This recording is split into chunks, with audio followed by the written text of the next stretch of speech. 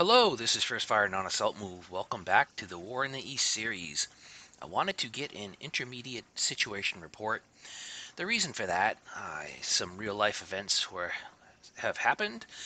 I had some leave time. I spent that with the family, and then I had to go to training out of state with Uncle Sam. I have now improved my foxhole and had the first couple of courses done in the past couple of days, and now I've whipped up War in the East, and let's get a situation report. Let's take a look at what is happening. Well, first off, it's now the second week of October, and we left off, I believe, at turn 119. This has been it's been about 3 turns of action that's been done off camera, largely because it was mostly devoted to the destruction of the Moscow pocket and realigning our front and resting and refitting our troops. Here's what it looks like, the front. Big picture. The Moscow pocket is now much smaller. It's been crunched, but boy, I tell you, 170 Soviet formations are not going down easy. That is a lot of Soviets to attack, and they've benefited from really decent fort levels, and I don't have all my combat power arrayed against them. It's been a slog. We've destroyed about half, I think. So that's what the pocket looks like. And here is the front. We'll talk about this little development in a second, and another one here. And other than that, south of Moscow, the front is very stable, just realigning our own forces, getting back into position. We still have the Panzer Corps grouping from Army Group South. We're not sure what we're going to do with them for now, and from south of that Panzer Corps grouping all the way down to Rostov, no change, just establishing a defensive line and attacking the Soviets here and there while we can. Let's look at losses. Come over here, info screens. We'll start off with the order of battle, and I'm really excited to show you a figure here. Soviet Union manpower, 4,600,000. If you remember, at one point it was 10 million.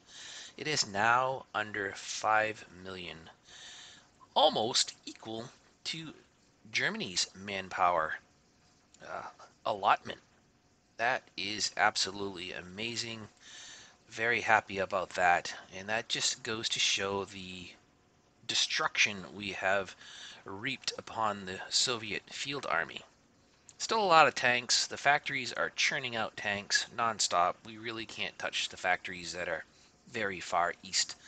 Those are going on unimpeded, and Soviet aircraft have grown even more. Another 1,000. They were at 15,000. Now they're at 16,000. However, artillery pieces, if you remember at one point, they were up to 120,000 or some such. The destruction we've caused to the Soviet field army has really taken a big chunk out of their field pieces of all shapes, sizes, and calibers. This is really fantastic to report. Our own figures are climbing a little bit. We're inching up in the 4,300,000 range. Field pieces, decent. Not really as much has changed there, and we've grown our own tank forces up to 11,000. Aircraft in and around there. Our aircraft is not a significant factor right now for the German field army. They are contributing and doing everything they can for combat resolutions and getting those supply drops. No interdictions, just um, close air support mostly. All right, covered that. Let's look at the losses. We will talk about the Soviet losses that have been incurred in the Moscow pocket. Let's talk about that for a second while we look at this screen. Turn 119, turn 120, and turn 121. There was 3 turns that I captured. I wrote it down. At one point it was 340,000, then another 338,000, and then 280,000. So we're right around, and this figure right now is 288,000. We're over a million.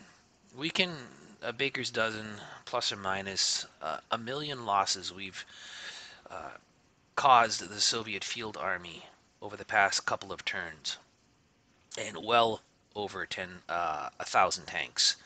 We are over our goal of 50,000 AFE losses caused to the Soviets, and the total losses for Soviet right here, 14 million now.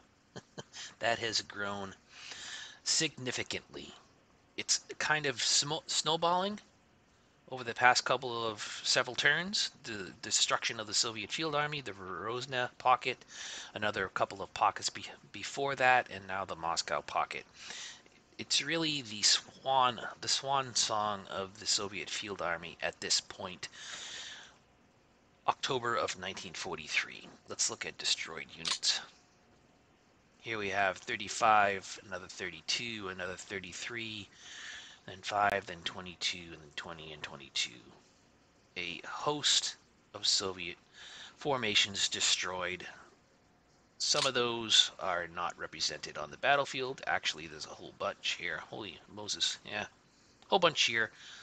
Still, a lot of Soviet forces, as has happened since 1942, have been destroyed, taken off the order of battle, and reflected on these figures here.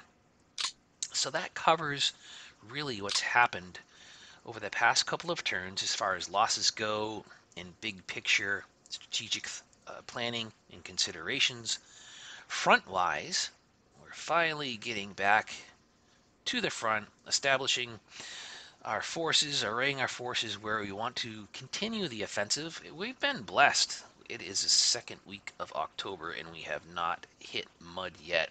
Really happy about that. It can happen at any moment. I'm fully expecting it's going to happen next turn. This is what the pocket looks like close up.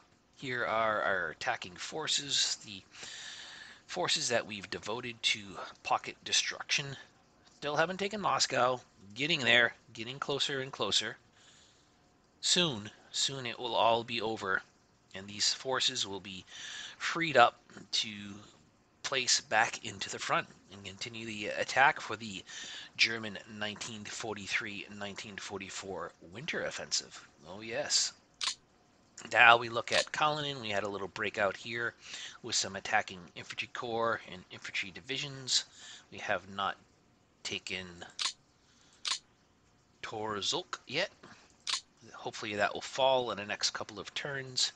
What we did, this is the big news, we rested, over maybe 6 Panzer Corps at one point. We're resting and refitting right in this region after link up. A very well deserved rest and refit, refueling. We devoted the 56 Panzer Corps. It's a pretty strong Panzer Corps, at least 4 to 5 Panzer divisions to pocket destruction. The rest of the Panzer Corps that form this pocket have rested and refitted. This last turn, we committed them finally. 2 Panzer Corps are committed, and we broke out. It was fairly easy to break out, and we're getting a little brazen here. We recognize the Soviets have nothing to threaten the Germans with now as far as counterattacks or offensives. If we get really silly and stupid, which we're almost doing here, we may incur some losses. I don't fear any potential of that happening to this rupture in the Soviets' front. Thankfully, we're able to take Yaroslavl and Ivanovo without a fight. No Soviets were occupying either of those cities. We just pushed back. Some scrap divisions the Soviets had there, and it was really easy.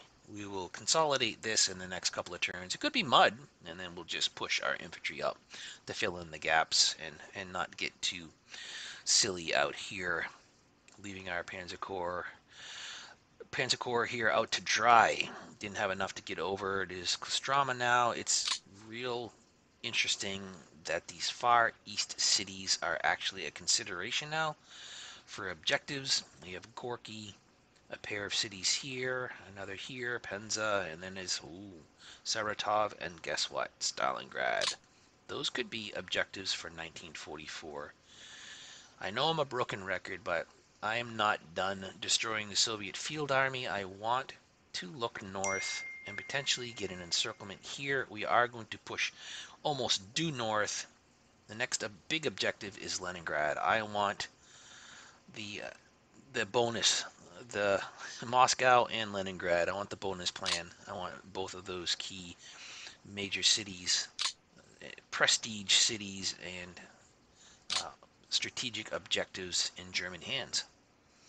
And that's about it. I will get into finer detail and we'll watch the Soviets turn in the next episode. I just wanted to get some content up and let everyone know what's been going on. Moving forward, what will occupy German planning considerations is what to do during the 1943-1944 offensive, where to go next. Everything is going to resolve around the destruction of the Soviet pocket, the Moscow pocket, excuse me. That will free up a great quantitude of our own forces, and then we can commit them to the 43-44 winter offensive. Then where do we go? Where do we go? I think it's due north. I think it's to relieve Leningrad in some capacity, at least do a major shaping operation to prepare the taking of Leningrad during the spring-summer offensive of 1944.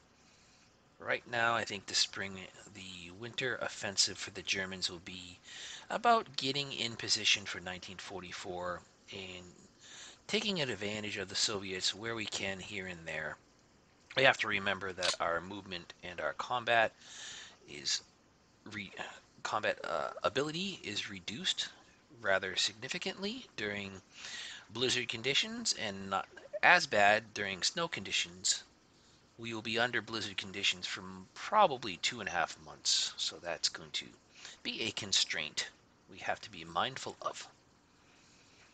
All right, I think we'll call the episode here.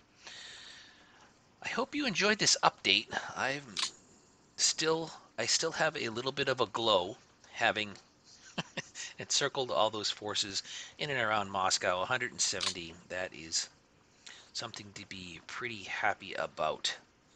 And we'll continue to whittle away on the Soviet field army. Well, I hope you enjoyed this update. This is First Fire and Non-Assault Move Out.